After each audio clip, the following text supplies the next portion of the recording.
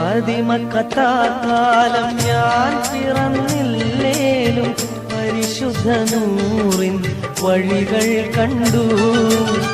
പതിമക്കത്താക്കാലം ഞാൻ പിറന്നില്ലേലും പരിശുദ്ധ നൂറിൻ വഴികൾ കണ്ടു. പരിശുദ്ധ നബിയെ ഞാൻ നേരിൽ കണ്ടില്ലേലും പൂമുഖമെന്നെന്റെ കൽവിൽ കണ്ടു.